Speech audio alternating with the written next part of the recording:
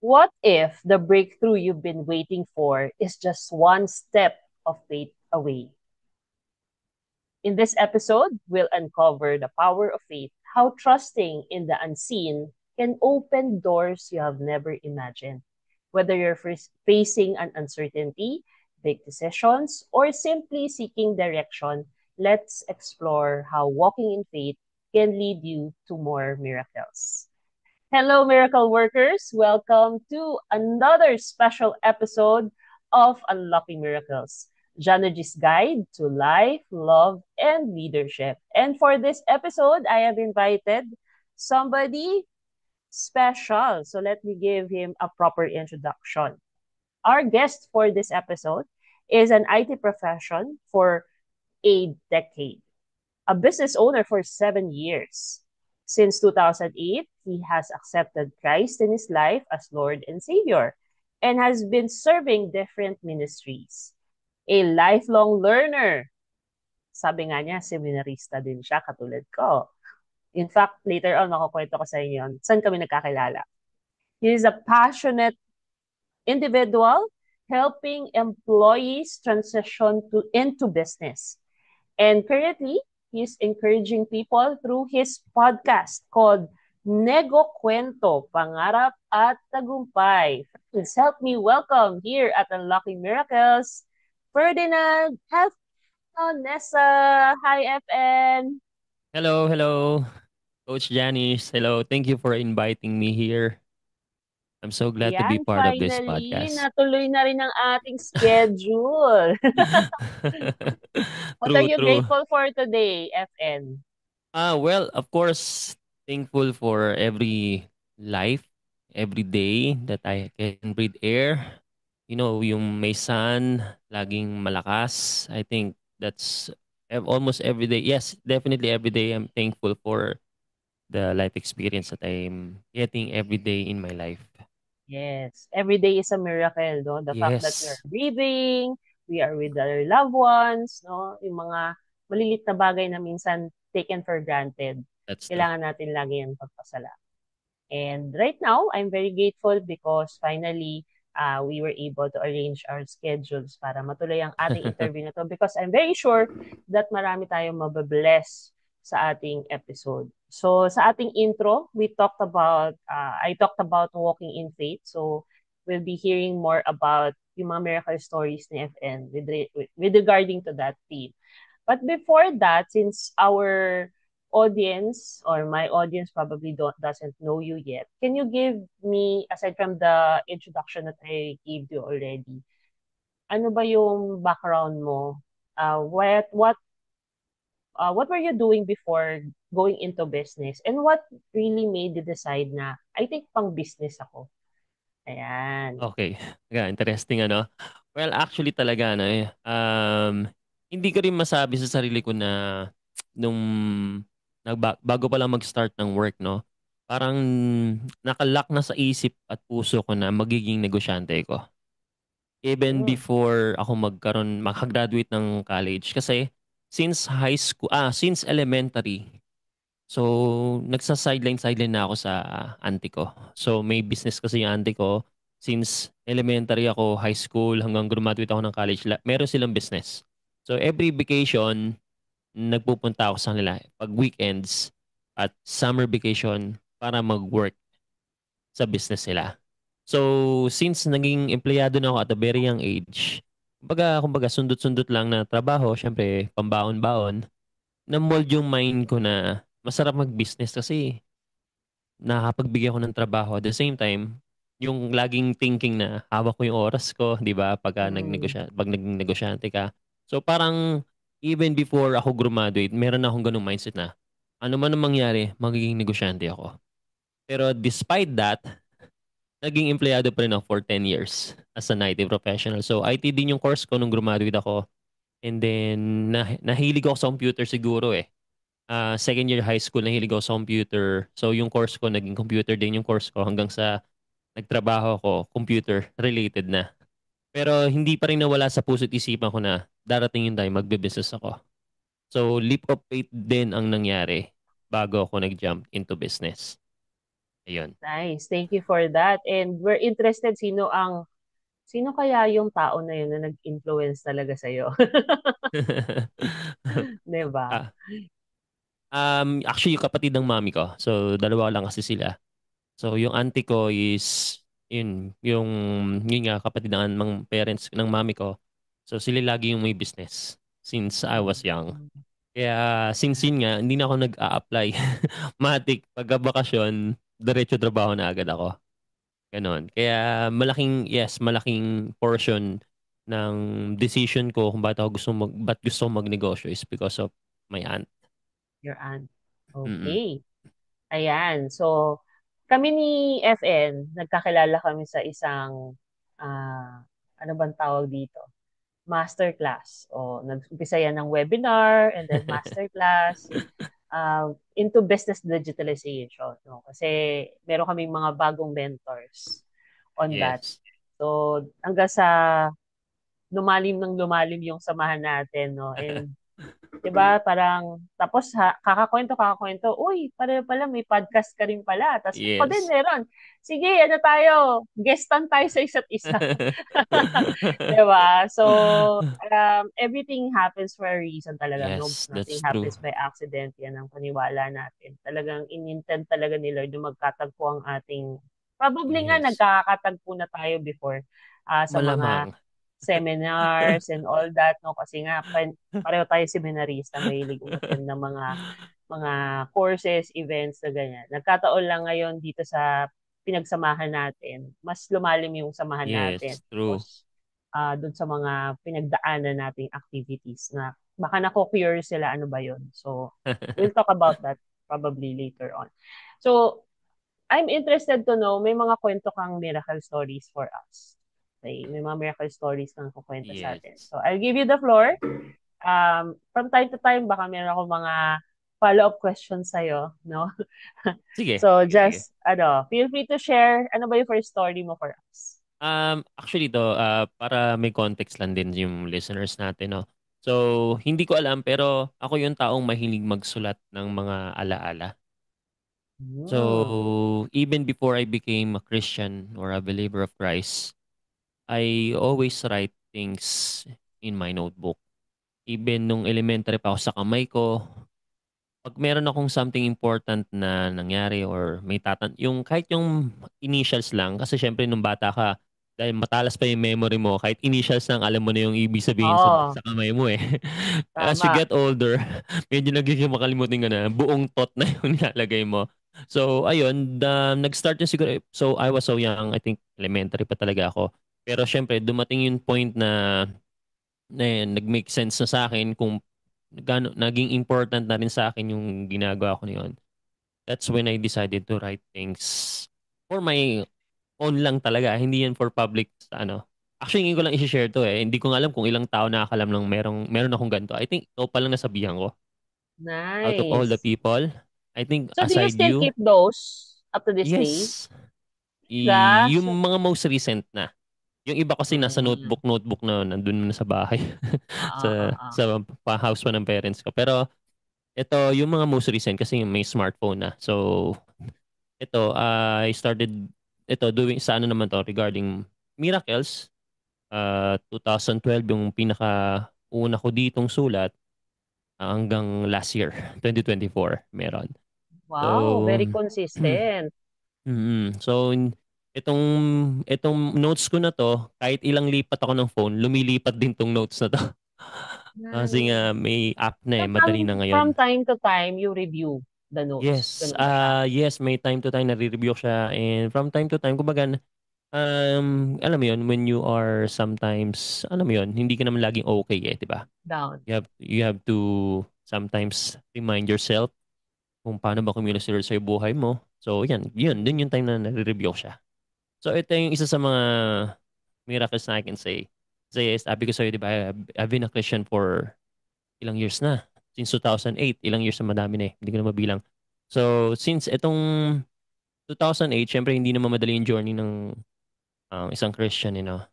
And syempre, dahil naging part ako ng iba-ibang ministry, naging part ako ng music, naging part ako ng leading, naging part ako ng iba-ibang ministry, media. Actually, hanggang ngayon sa media ako pa rin ako ngayon. Pero before, madadaanan mo talaga ng instruments eh.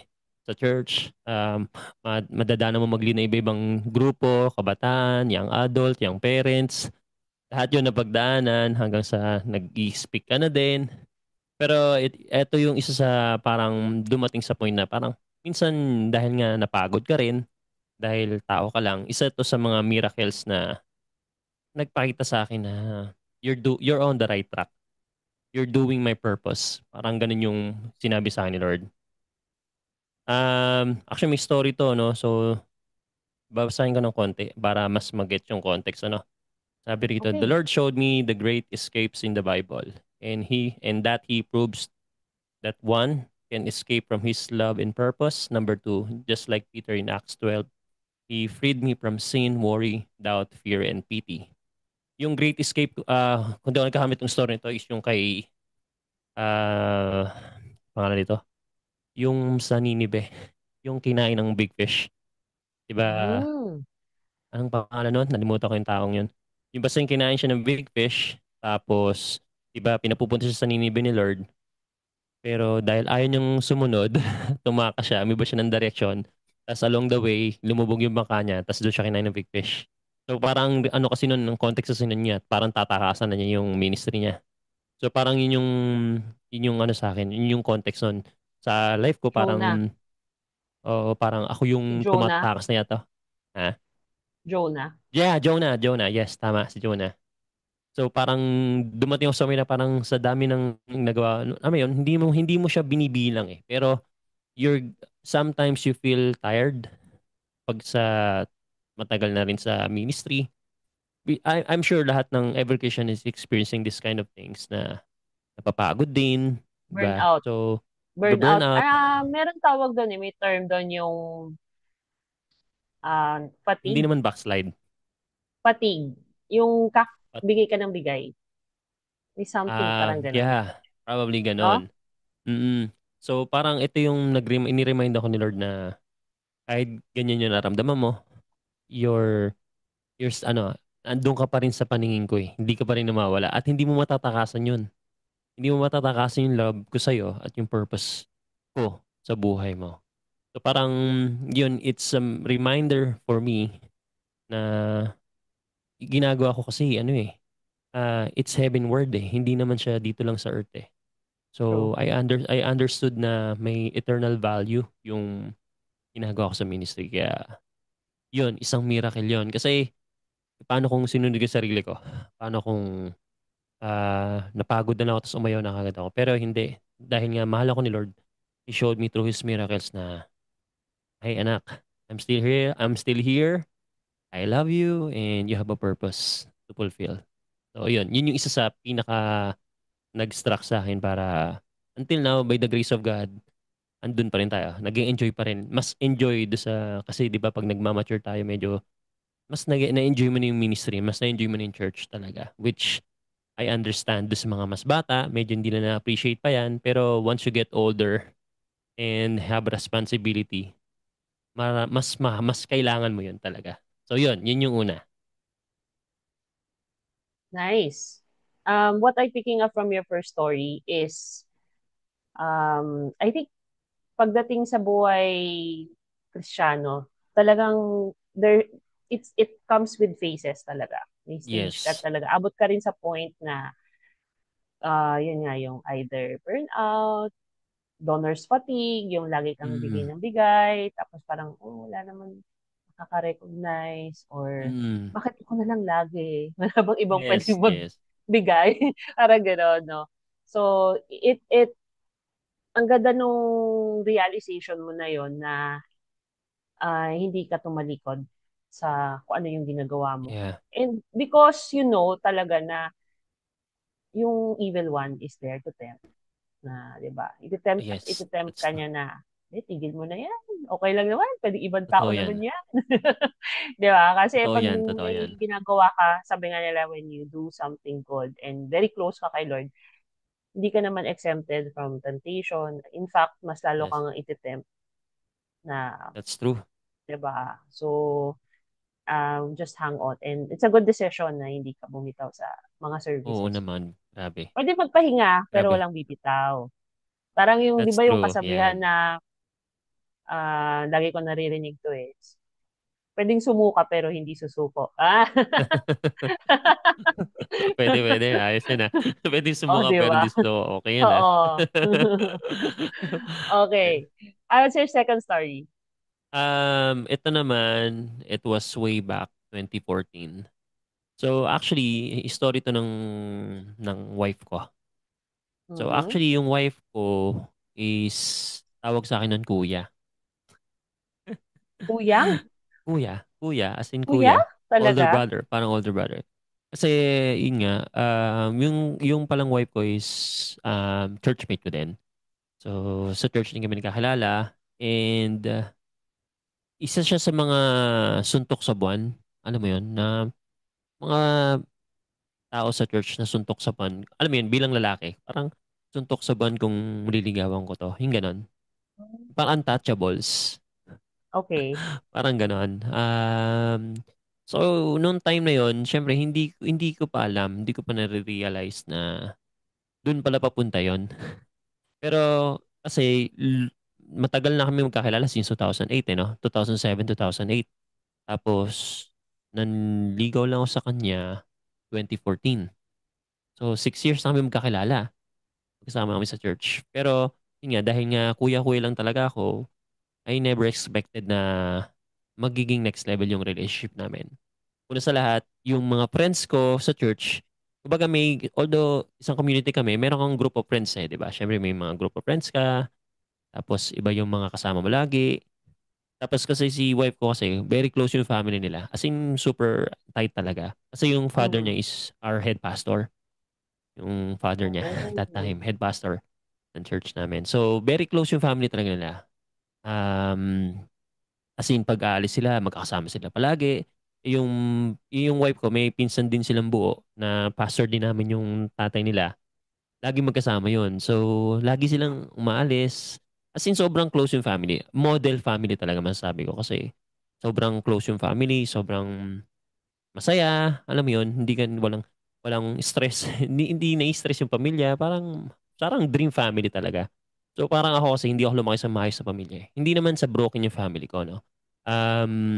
Yun nga, gaya ng sinabi ko sa'yo nung una, yung ako nagtatrabaho ako sa auntie ko. Diba? So since nagtatrabaho ako, indication yun na hindi kami capable. Hindi kami um, financially stable nung mga panahon na yun. Kaya ako nagtatrabaho at that young age. So, although okay naman yung parents ko, pero lumaki kasi ang daddy ko nasa abroad lang.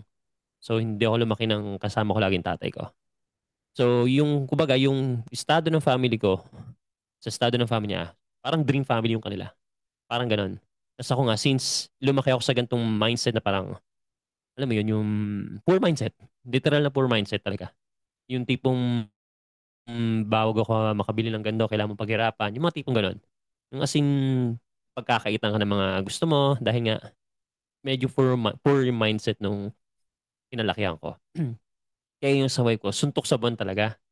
So, ayun, eventually, as I grow in faith, yun talaga yung yun yung masasabi kong pinaka-miracle.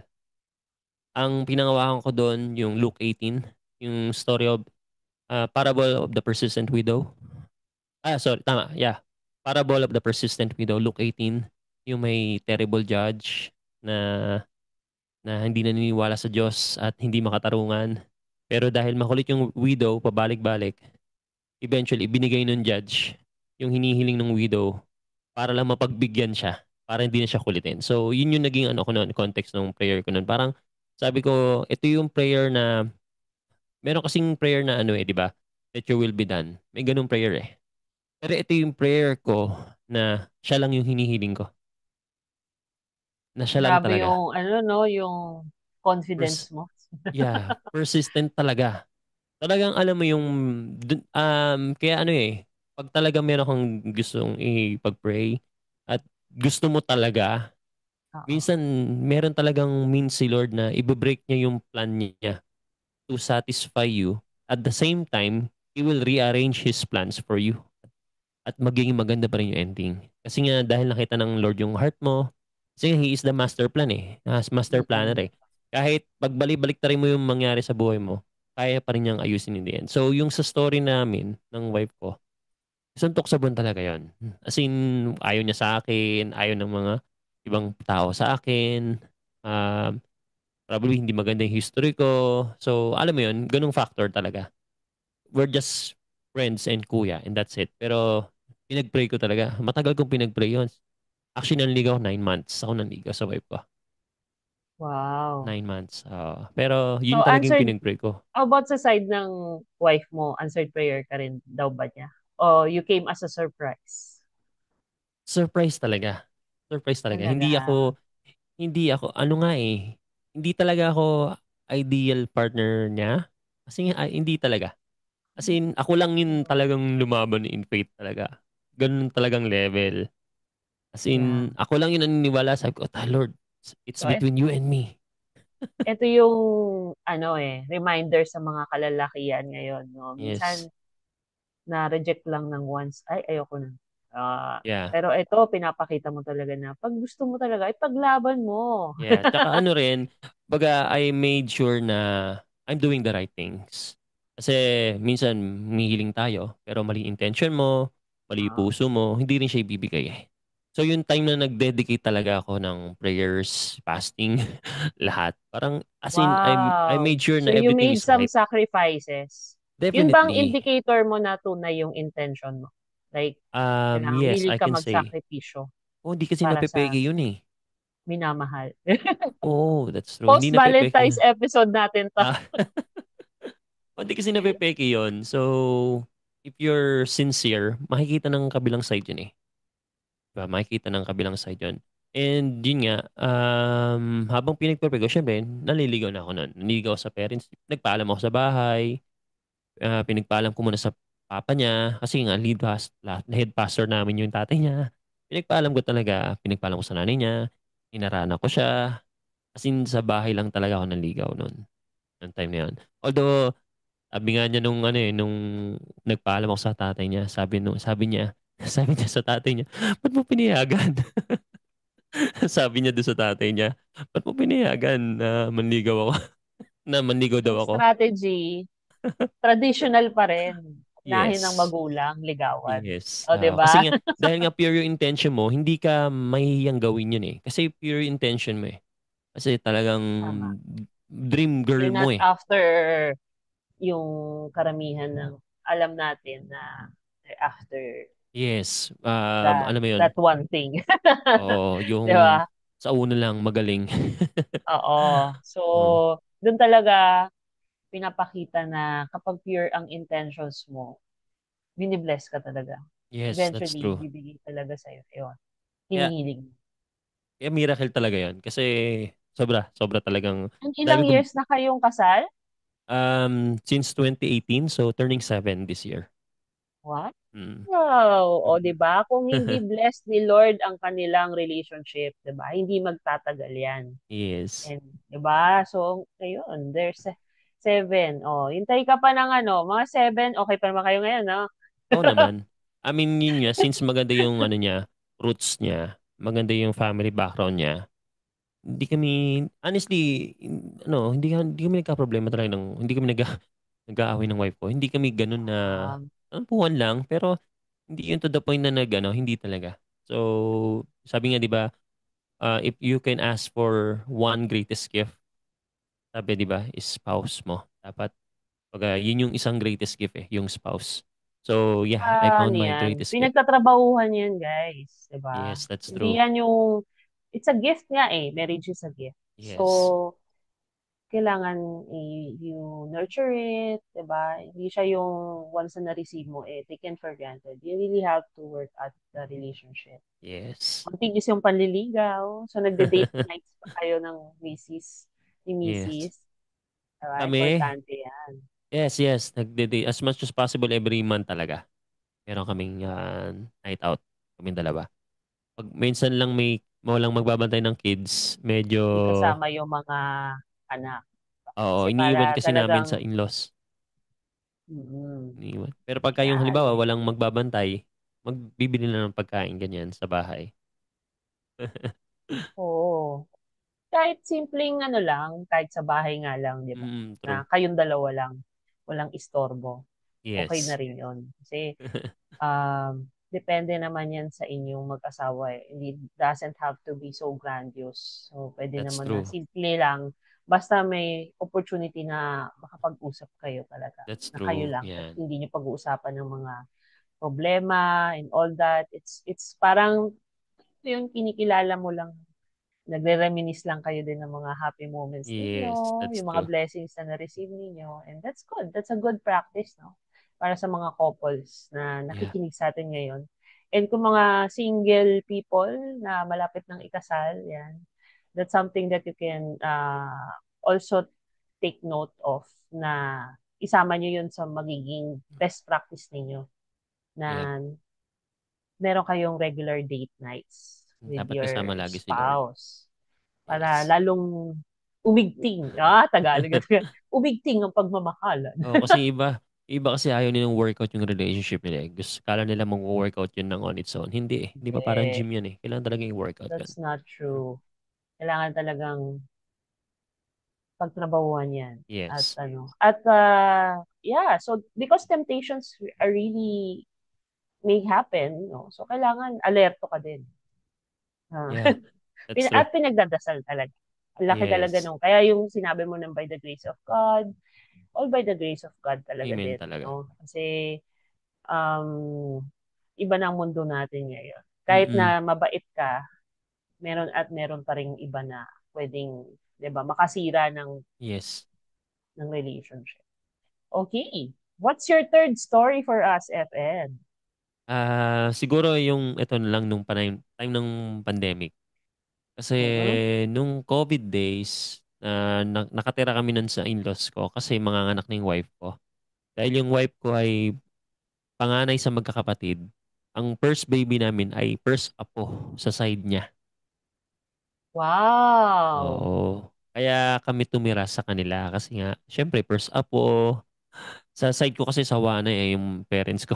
Oo. Bunso na kasi yung mga anak ko sa side ng parents ko. So sa side ng wife ko, panganay na apo. First. So, ano yan? Oo. Favorite. Anticipated. Talagang excited pa Oo. sila. Hmm. So since doon kami nakatira noong time na yun, doon kami talaga nagpa-lockdown sa mga in-laws ko. So hindi ko rin na-expect kasi sobrang ingat ko na eh. Alcohol and everything. Pero ako pa yung unang tinamaan ng COVID sa family. Ako yung pinakauna. Tingin ka sa side namin, tsaka sa side ng wife ko, ako yung pinakaunang na COVID. So, because of that, mas na-realize mo yung value ng life eh. Kasi nawalan ako ng panlasa. Nadaman ako sa stage na yun, nawalan ng panlasa. 2 weeks ako nag-quarantine buti lang yung bahay nila, may up and down yun. Doon ako sa taas, Pero naka-isolate ako hindi, at least hindi ka na-confine. hindi naman, hindi naman. Ano Tapos, siya, rest ka lang. hindi ko alam kung asymptomatic pa ba yun. Pero meron din eh. Pag wala ng panlasa tsaka na wala na akong pang amoy ba yun? Oh, Oo. pero Pero nilagnat ka, ganun. Mga ganun. parang hindi naman. So parang more on ganun lang siya. Talagang ina-isolate ko talaga yung sarili ko kasi meron na akong ayun, pinanganak na yung panganay ko noon eh. Tama ba? Oh yeah, pinanganak na yung panganay ko noon. Tama ba? Oo. Tama 2021 oh. So, you Tama were afraid 2021. na baka mahawaan mo sila. Kaya, Yes. isolate yourself. Oo. So, buti na lang talaga, doon ako na COVID sa mga bahay ng in-laws ko. Kasi may separate room, may second floor. Doon sa second floor, doon ako nag-isolate sa kwarto. That's for 2 weeks talaga. Doon How talaga ako. was Tapos, that? Kamusta naman ah, yun? honestly, yun yung year na nakapagpahaba ulit ng buhok. Yun yung, nag-long hair ako eh. Kasi Oo, daming yung buhok ko noong time na yon. talaga. Oo, yung time ng pandemic. Buong pandemic, hindi talaga ako nagpagupit. So, So, paano yung dinadala ka lang ng food, gano'n? oo, Hindi ka inabot na ako talaga sa hagdan. lumalabas. Dapat ano sa Oh, hagdan. Tapos yung uso namin yung pausok sa nilagyan ng sibuyas. oo. Yung parang gano'n. Tapos doon nag-record ako, nag-vlog ako something ng mga workouts ko. Tapos vitamin C talaga, malunggay. Pero yun nga, dahil siguro medyo malakas naman yung resistensya natin, hanggang doon lang yun ang ano. Pero syempre, since may anak ka na, tapos ikaw yung unang na COVID, hindi mawala yung pag-worry kahit ba living in faith ka. Pagka darating yung time na mas matetest talaga yung faith mo. Pero yun nga, again, by the grace of God, nakaalabas naman ako ng maayos. For the past 2 weeks, parang dami mong realization kasi hanggang usap lang kayo. Tapos hindi mo sila pwedeng malapitan. So, yun yung ano eh. Parang na ako nag-abroad na ng 2 weeks. So, yun, maraming realization. So, yung miracle dun na mas ma-appreciate mo yung life. Kasi yun yung ano eh, hindi mo ma-appreciate yung life mo, hindi ka matetest ng something na ganun eh. Especially yung time na yun, kainitan talaga na ano, na wala pang vaccine, di ba? Wala Yeah. pang mga Parang cure. matatakot ka talaga eh, no? Lord, ito na Hmm, ba ang katapusan oo. namin? Parang yun. Oo, ito na ba yun? Sabi ko, Lord, tapos na ba yung ano ko? Yung ganap ko sa mundong to? Parang ganun talaga. Pero, thankful ako kasi after nun, wala naman. I mean, okay, naging okay naman ang lahat. Kasi, isa sa reason siguro kaya ako na-COVID din. Kasi nung time na yun, kami ng bayaw ko yung taga-grocery. Taga-grocery. Pero lagi talagang naliligo kami alcohol nun. Pag uwi, pagpasok, lahat. Sobrang supplier ang alcohol eh. So, di kami nawawalan ng alcohol. Tapos, supplier din ng face mask noon. So, hindi ko rin mawawalan ng face mask. Pero ako pa rin yung unang nagkaroon, di ba? Yun So, yun, no? Yun yung sinasabi na kahit anong ingat mo. oo eh. Kapag talagang tinakda ka at wala kang kawala. Oo, seryoso. Sobrang ligo ako noon lagi. Sobrang talagang alcohol. As in, kaya sabi ko, paano ako nagkaroon nito? Saan ako ano? Ayun. Pero it is what it is. Pero church to experience and grateful ako. Kasi mas na-appreciate ko yung life. Yun yung pinaka-miracle doon eh. Talagang, although I'm ready to die, alam mo yun? Kasi alam ko naman yung So, patutunguhan ko madalas ka eh. magdasal nun. Napalapit ka lang. Would you I- say, FN, na mas napalapit ka kay Lord at that time na ka sa loob Ah, ng kwarto, limited ang communication mo, galaw mo? I can say yes. Oh, factor din 'yon. Syempre, baga although nga I've always been praying naman since 2008. Baga syempre may mga areas or situations in life na mas lalalim yung panalangin mo eh. And siguro yun, isa yon yung mga time na yon na Tapos nung curious ako, no? So, ilan ang anak ninyo? dalawa. Dalawa. So, after nun, nakabuo kayo? Actually, yes. Di ba? Oo, kasi yung baby ko, isang 2020, isang 2021. O, di ba? Na, na, Sa na kasabikan ninyo sa isa't isa. oh, sakto April ako na COVID eh. April 14, 2021. Yung bunso ko is November 30. O, di parang yun Pinanganak. nga, nabuo nga siya noong time na after mo magka-COVID. Oo, tama. Yeah. Yun pala yung plano ni Lord sa'yo, Yes. no? Na magkaka-baby ka pala kagad, masusundan yung Oo panganay nga. ninyo. O, di ba? Nakakatuwa naman yung story na yun. Ang ganda! I'm enjoying our conversation. Gustuhin ko man na magkwentuhan pa tayo lalo dito. Limited ang time natin. And Yeah, I'm yeah. sure yung ating mga audience, gusto ka pa rin lalong makilala. So, I'm giving you the floor now to invite our audience, our viewers. Paano ka ba nilang makaka-connect? No? Please share your social media accounts.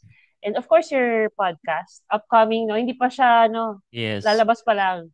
Yeah. Ilo-launch na very soon. So, yan. Invite mo na sila. Go ahead, Ed. Ayun. Hi everyone. I'm Ferdinand Nessa. So meron akong Facebook, same as my name, Ferdinand Nessa. And meron din akong Facebook page kung saan doon nakalagay lahat yung mga seminars na inatinan natin and yung mga ibang mga pag-aaral na ginawa natin. And that page will be a center of value that I want to give to people, especially to yun nga, employees na gustong maging negosyante. So that's the very reason why I created my podcast, Epen Station. Ayan. So Epen Station, ang pangalan ng podcast is Nego Kwento, Pangarap at Tagumpay. So it will be launched hopefully by the end of February. So medyo niluluto pa natin ibang episodes para sabay-sabay natin i-release by the end of the month para hindi mabitin yung mga manonood So, sa atin. tama, no? This February mo Yes, na this siya Feb. ilalabas. Yes. May date ka na ba? Specific date? Siguro depende sa magiging editor ko no, pero target ko talaga last week ng Feb or first week ng March. Okay. Yan. Yan. Look forward to that. Thank you, thank you. Any events pa na you have upcoming events? Sa ngayon, medyo binakante ko muna yung events kasi, bukod sa MMI, baka magkita tayo sa Oh MMI ah. yeah, yeah, yeah, yeah. We'll be in the ano ka ba doon? Are you serving or ano? Hindi, sa ano ako, mag-ano muna ako. Participant muna ako this time. Ako rin, Mm. participant. Sa Kasi nandun susunod yung nun. asawa. Ando kasi yung asawa ko. Kaya, Nice. oo, asawa ko and my mom will attend. Oh, nice, nice. Magkikita pala tayo So, doon. kikita tayo. We'll see you at Yan. MMI. So, yung Seminar mga hindi again. pa familiar sa MMI, so, I think may time pa kayo to get some Yes. tickets. Oh, meron pa. Yan. Feel free to message us ni FN Yes. if you want to get tickets for MMI, Millionaire Mind Intensive by T. Harv Yes. Eker. Very powerful ano yan, seminar. It's a 3-day live event na Yes. wherein it will really change the way you That's right. see money, diba? Yung mga limiting beliefs natin and yung mga possibilities na pwede pang That's true. mangyari sa buhay mo. Yes. Talagang very exciting yung Hindi natin program. palalampasin yan. Wag niyong palalampasin yan, no? Yes. Very life-changing event yan for me. And I'm sure marami din kayong mapupulot na pwede niyong ma-apply kagad sa business ninyo, sa personal life ninyo in that event. Yes. Okay? Ayan, napakasaya naman ng ating kwentuhan sa ating Unlocking Miracles. And yan, look forward nyo rin yung aking guesting sa podcast ni FN kasi Yeah, balita ko, yan. i-guest din niya ako doon. So, one thing that I really struck me in this conversation is really the power of faith. So, Yeah. even in my first book, Couple Power, which was really designed for young couples, talagang I emphasize there that couples that I've known na tumagal ang mga relationships nila is because they put God in the center of their Yes. lives. And even if hindi na lang sa couple ikaw din eh. Kung Mm. ikaw man ay maka-experience man ng mga downtimes in your life, but you have God with you, Oh, yes, you for know sure. that you have a big God that is taking care of you. Oh, No? yeah. Then hindi ka mawawalan ng loob or mawawalan ng landas and all that because alam mong tiwala ka na. You have a bigger God. Diba? Yes. So, yun yung mga napulot nating dun sa mga miracle stories na kunento ni FN. And yan, any final words that you wanna leave to our audience before we say goodbye? Ayun, just keep doing this, Coach Janice, no? Kasi I'm sure maraming ma-inspire and eventually magkakaroon ng change of mind na matutulungan natin when, especially pag napanood din itong mga podcast mo. So, sa mga nagpa-follow kay Coach Janice, tuloy-tuloy nyo lang siyang supportahan sa kanyang ginagawa kasi sobrang daming value mapupulot nyo sa kanya. And again, thank you for being here. Thank you for inviting me. So, thankful ako sa mga gantong pagkakataon na nakapag-share din tayo ng mga natutunan natin sa buhay. Yeah. Ayun. Thank you for the friendship, Sure. FN. And for the trust. And yan, partners na rin kami yan. Mr. Yeah. Partner na rin kami yan ni FN. So, yan, feel free to reach out to FN if you need any support. I'm sure very generous din yan sa kanyang time and sharing of his knowledge. And for those watching us right now, if you're watching this first time, feel free to check on the other videos that I have. I have around 200 plus videos. Wow. Mag-like and subscribe na rin kayo sa aking YouTube account and on Spotify. Follow nyo na rin for more episodes para updated kayo sa mga episodes. And if you feel that you are worthy to be my next guest here and we're feeling niyo na yung inyong miracle stories is worth listening, na gusto nyo i-share siya sa mas maraming tao, feel free to reach out to me and then let's schedule that interview baka or we can work out something. And of course, my final invitation for everyone listening to us right now is to continue unlocking more miracles in your lives and Yeah. be a blessing to more people. Cheers and see you in the next episode. Bye! Bye.